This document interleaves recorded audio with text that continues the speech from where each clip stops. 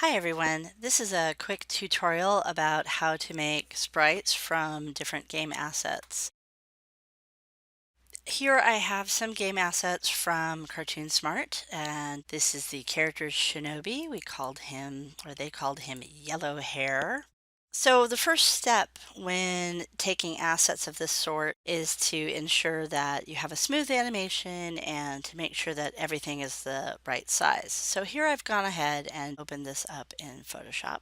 And he is 480 pixels by 480 pixels. That's kind of big, but let's kind of try to work with him right now, see how it goes. This is the first time I've actually opened this package, so I don't really know what it's going to be like. And it's probably going to be a lot the same for you guys when you start doing these kinds of things. So I'm just going to go ahead and open up all the other guys.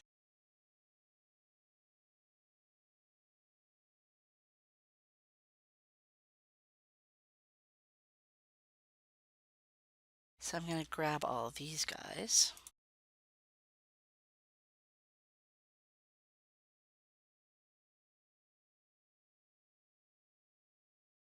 Okay, looks like a pretty smooth animation. I might be able to crop out some of this upper part and some of this bottom part. We'll see how it goes. Okay, so I'm just gonna create a layer for this first guy. I'm gonna put green on the background there so that way I can make sure that everything is consistent in its size and its width and its height. That's really, really crucial. And so I'll just go ahead and group this guy, and then I'll go ahead and do the same for the rest of these. Now that I've grouped them all individually, I can turn around and take each of these layers and drop them into my initial guy here and know what sequence they're supposed to be in. So this is 0, and you can see this guy, when I click on him, his layer name is 11. So I'll just go find 1, and I'm going to hit the shift button while I drag in the group.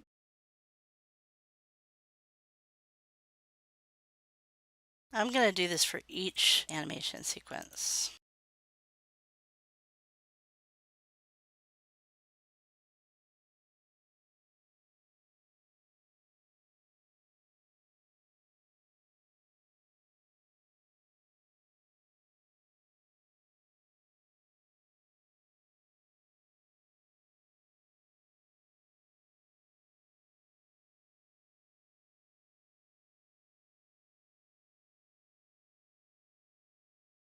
Once I've done this, then I'm just going to go ahead and file save as, so that I don't overwrite my attacking 0 guy.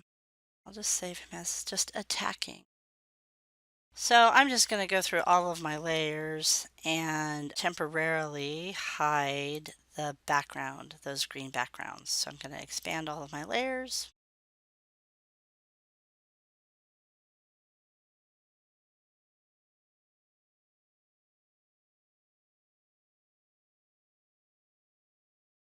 Okay, so I can kind of get an idea or a sense of about where the horizontal part is and where the edges of this animation are. So I'm going to go ahead and click the Marquee Tool so I can use the guide. I'll fast forward through this process of lining them up.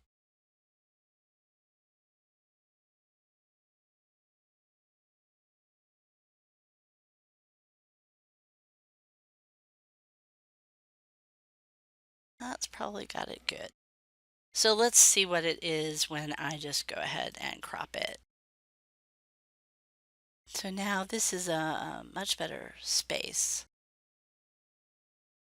Once you have fully cropped your image and you don't want it to be in its current size, then you will want to resize the image using image size.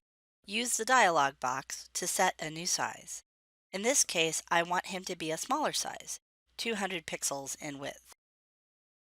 So this makes all of these guys that smaller size, that 200 by 172. And I'm now going to be able to use him in a web project or a web game or browser-based game. Now, here's the other thing is like I can't have him be like this on top of each other.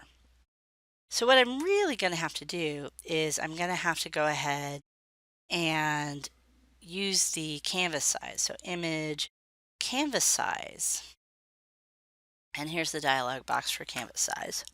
And I'm going to put him on this side.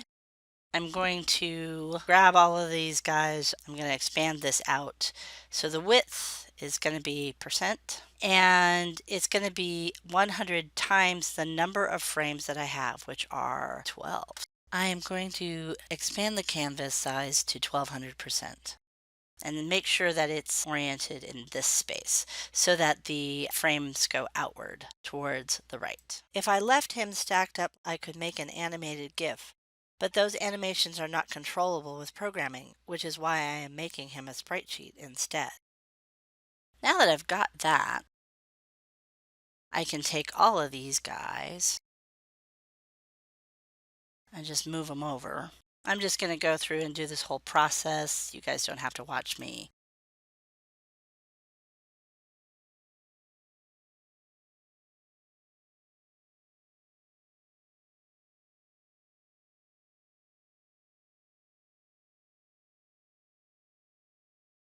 I'm going to hold over the Shift key and bring him on over. Shift, there we go. Snap him right in. Now we've got all of our Narutos lined up, so now he is a sprite sequence. I'm a little concerned about that spot. Yes, it is well within our border. Fantastic. Yep, that guy's right on the edge. Great. So now that he's in a proper sequence, I'll open up all of our groups and get rid of our green layers one by one. I'll skip to the end of that.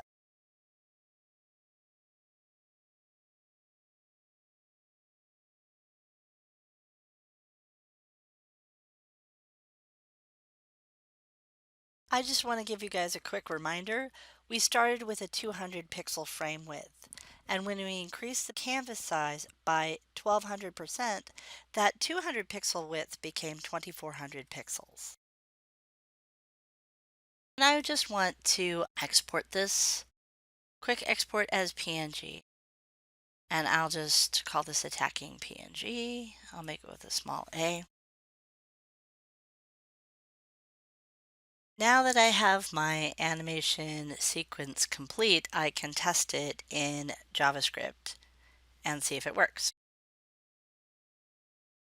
Here, you can see that I've already written the code for it, and it's just got my Naruto div has an ID of Naruto. It has the attacking PNG background image attached to it.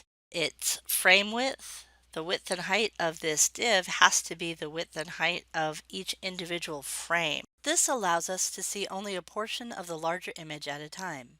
And because of the programming, each portion, or more correctly, each frame, gets advanced in sequence. Sprightly performs its sprite method on our jQuery object. It needs the following arguments: frame per second, I set mine to 24, and the number of frames 12, as that is the number of frames in our sequence. Once you have done that, it will give you a nice smooth animation. If the animation is wrong, I'll give you an example of that now, you'll see it. I'm going to switch this from attacking to attacking 2, save it, refresh the page. And you can see something is definitely not right here. See this extra stuff over here, and what that's indicative of is that a number of characters have been moved over, or a number of frames have been moved over. When you see this kind of behavior happen, you need to make sure that your animation lines up properly. Making sure that your animated motion is contained within frames that are the same width and height. If you are as little as 1 pixel off, you may have to remake your sprite sheet all over again, so it pays to do it right the first time. Over here on Spritely.net, this is the plugin that I used for jQuery, and it goes through the same process again. Here's an example. In fact, if I click on this, you can see the bird actually flies down. It's kind of fun. Here's our frames. This is our standard code for it. Frames per second 12, number of frames 3. That's for this animation to look proper.